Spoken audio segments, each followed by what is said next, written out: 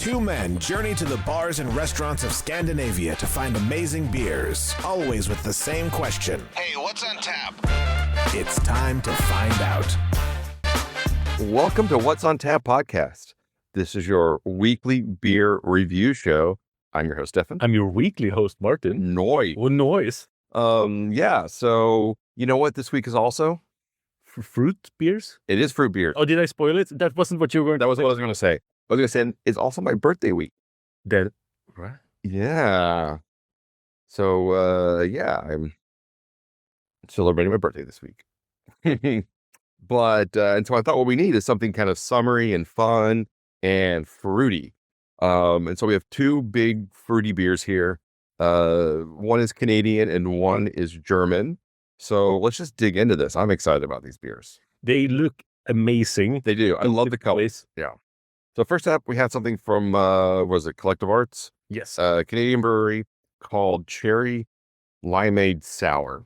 And it comes at 6.2% ABV. It is made with cherry and lime, as you would expect. And it says Sour 34. So I don't know if this is a reference to they have a sour lime with different numbers or whatnot. But I'm curious if there's any meaning. I'm sure there's a meaning to it, but it's not clear what it is on the can. Sour number 34. Yeah, it might be their 34th sour. Yeah. In this kind of configuration that they're doing. Maybe there's something to do. There's a collaboration with an artist. So maybe it's a artist showcase kind of at the same time, like Northern Monk does. Yeah. It's like the UK brewery that we don't see anymore. And the can is really funky. A lot of aliens. Weird. It's very Omnipolo-esque, actually. Very much so. I wonder if it costs more to do the shrink wrapping label as opposed to just a sticker. Yeah, I don't know. Okay. Well, let's do a quick smell. Super red. Looks like fragments in the beer. Yeah, like you'd expect. Cherry limeade. Smells It looks like it has lime pulp almost. So hopefully that's a good sign. That's a good sign. It smells very cherry on the nose as well. And limey. Yeah. Yeah, that's cherry limeade. That's good stuff right there. Oh, I like the tartness that's in there. It's really hidden with the lime. And so when I proposed this beer to Martin, looking at his face was kind of like, I guess we can do this beer. And I said, well, I actually picked this beer for a particular reason because whenever I go back to the States and when I was growing up, they have a restaurant chain called Sonic. And Sonic is a drive-through restaurant chain. It was really famous back in the like 70s when it kind of started to take off because they had it was kind of a retro car hop thing where the women would wear roller skates and then they would bring your food out on a tray and then you'd roll down your window and they set the tray on your window and then you would eat and then you would put it back out on the thing and then they would come and take your tray. But anyway, the thing that they created is a thing called a cherry limeade. And it is one of the best drinks you've ever had in your entire life because they have their ice is this kind of like compressed crushed ice, like little pellets. And then it's like a Sprite with cherry and lime added to it. And then they put fresh lime on top. Oh my God. It's like you cannot drink enough of it. Sounds good. But is it like a burger place? Yeah, it's like a hamburger place. Well, actually, what they're known for is not their hamburgers. The hamburgers are kind of not my favorite, but they have a thing called a chili cheese coney. Ooh. And it's a foot-long hot dog covered in chili and cheese. And that is, and they're tater tots. So you go for the tots and the chili cheese dog.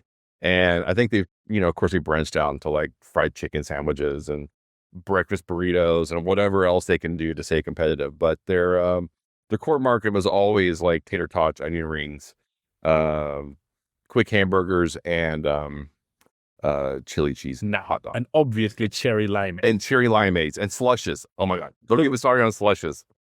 So the question is, does this taste like the Sonic cherry limeade from your youth? It's pretty close, honestly. This is really tart, but I think if you poured it over ice and it kind of mellow out a little bit, yeah, I think it would be really pretty close to that. And I really like the almost candy kind of like Skittles or Starburst fruit chew kind of quality to this. So for this is rating high on my nostalgia factor and my enjoyment level. So you had this before, right? It was, yeah. Yeah. And what did you think about the first time? Rating wise, or just Yeah, whatever. I both then and now, I think that the cherry's there, that's good. The lime is there, that's good. Lime for me has no nostalgia factor. I'm not raised on limes at all. I'm raised on lime, key lime, margaritas, strawberry margaritas, Right. daiquiris. Right. But so lime for me is an adult taste Ah, okay. because I was introduced to it as an adult, Mhm. and I love lime. Yeah. If lemons disappeared from the world, it wouldn't affect me that much. I prefer lime over lemon for the most part. Exactly. So I think this is a good beer. I don't think it's an exceptional beer. I think that the flavor disappears quite quickly. Yeah. It's so tart, the tartness just kind of like overwhelms your palate. Yeah. Similarly to how a lemonade or a soda usually goes, but no oils really to stick. Not like like any other beer. Yeah. The aftertaste is very short. Yeah, I think that's the lime kind of really crushes that cherry lingering flavor. But for me, this is either it's a strong 375 or a weak 4. That's the air. For me, it's a strong 4. Yeah, well, obviously. I was actually a little nervous, like this is probably gonna suck, but we gotta have it on the show anyway. But I mean, Collective Arts does pretty good stuff usually. I don't have any complaints of what they do, and so I'm probably pleased with this one. It's not a bad beer at all. The only reason why I made a face was he presented a wide variety of amazing stuff, and we chose to not open one or two really tantalizing beers. Well, maybe we'll drink one or two of them after the show. It could happen. That's the only reason. And this is Systembolaget. This is Systembolaget. Yeah. So next up, we have something from Southern Death. It's part of their rotating smoothie series, and it's called Welcome to Fabulous Fruits of Doom Lubeck. And it's fun if you're in Texas and you go to the town of the same name. It's pronounced Lubbock. Spelled the same. And so this is what was ABV? 5% ABV, and it contains peach, passion fruit, coconut, banana, orange, honey, vanilla, and sea salt. All of it. So and it looks like a banana smoothie. This is giving. I mean, there's definitely puree on top of the glass. Yeah, the foam looks really. The foam looks chunky. Chewable. Yeah. Let's try it. Cheers. Oh yeah, a lot of orange and banana on the nose. That's pretty fun. Yeah, that's definitely in the fruit smoothie category. I get the banana. Mm-hmm. I don't get the sea salt.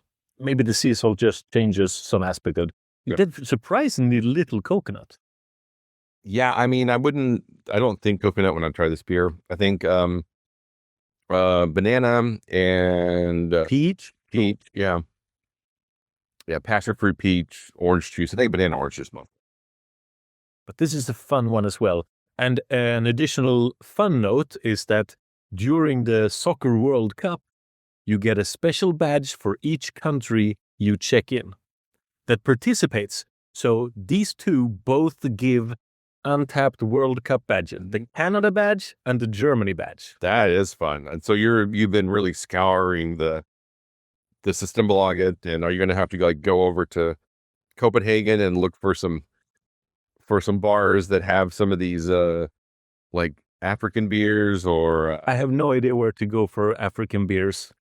Middle Eastern beers like Qatar, Jordan, they're going to be really difficult. Yeah, those you're not going to get. Unless you go to Egyptian restaurant maybe or something that might have something. So you're going to have to really do some homework to try to figure out what's going to be available to you. Curacao is the smallest country ever to have participated in the Soccer World Cup. Really? You're definitely not going to find a beer from there. No. We'll see. Yeah. I'm pretty, I mean, there has to be some random ass bottle shop in some random neighborhood. Maybe not in the Norport or areas where we normally go, but in some off the beaten path area, there's going to be a bottle shop or some place that's selling some sort of, I mean, it doesn't have to be beer, right? It could just be a malted beverage from that country, because those might be a little easier to get. That might work. Because I was just thinking about an African grocery store probably has a malt beverage that you could get. But you need one specifically from Ghana. Yeah. And it's from 11th of June to 19th of July. That's a pretty short window. Yep. All right. Definitely have to plan a trip to Copenhagen to see what we can track down. All right. So what do you think of the Welcome to the Fabulous Fruits of Doom? I'll give it a 4. Yeah, I'm gonna give it a 4 too. I think if there was a little more coconut and it was just a little bit punchier, I would probably Give it high. give it a little. I would be a 4.5 pretty easily. Yeah. But the flavor is just a little muted for everything that's happening in the description. I agree. Could be, I mean, with the honey, you could be a little bit sweeter. The salt could give it a little bit more briny flavor or something. But overall, quite happy with it. It's a fun episode. They're very colorful. Yes. All right. Well, we'll wrap this up here. You can find us online at What's on Tap Podcast, Instagram, Spotify, YouTube, Facebook, and wherever you find podcasts. You can find What's on Tap. So happy birthday to me. Until next time. Keep drinking, you dum-dums.